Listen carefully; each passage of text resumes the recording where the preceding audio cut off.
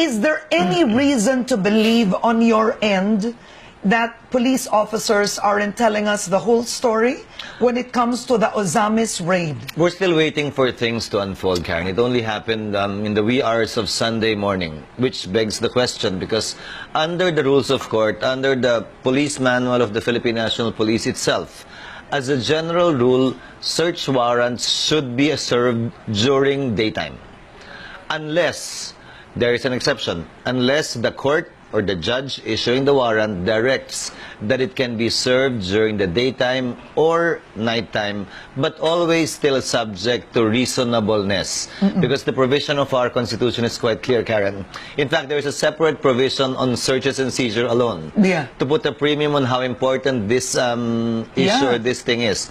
The Constitution, Article 3, the Bill of Rights, Section 2, provides the right of the people to be secure in their persons, houses, papers, and effects against unreasonable searches and seizure of whatever nature and for any purpose shall be inviolable, and that no search warrant or warrant of arrest shall issue except upon probable cause to be determined personally by the judge after examination under oath or affirmation of the complainant and the witness who may produce mahaba yung provision. And particularly describing the place to be searched and the persons or things to be seized.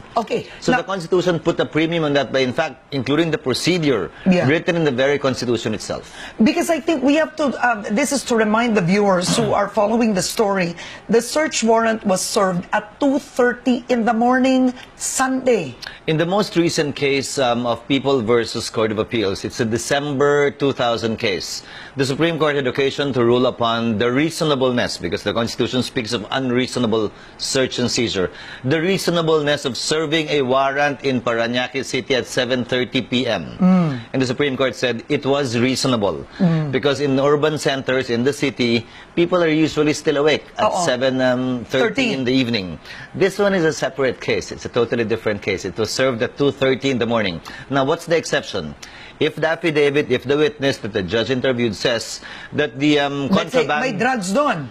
Is right there, right then and there, and there's a possibility that it will be lost or taken away at any time.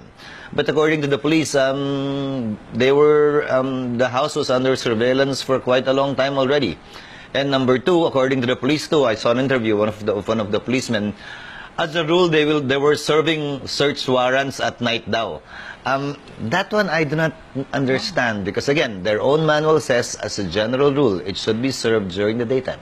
Okay, now Senator Chiz, coming from the death of former Albuera Mayor Espinosa in jail, where a search warrant was served also in the wee hours of the morning, and you have police officers saying, nanlaban, lumaban. And it's the same story here.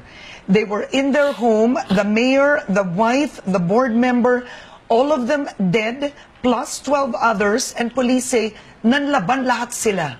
We'll find that out in the next few days, Karen, because I don't think there were any casualties on the part of the Philippine National Police. Kung nanlaban, probably there were a lot of them, or too many of them, for the security forces of the mayor not to have been able to put up a fight. But we will find that out, I guess, in the next couple of days, pag lumabas na talaga yung investigasyon at totoong status. Kasi populated yung lugar na yun eh. Kilala ko yung mayor na yun, si Mayor Aldong.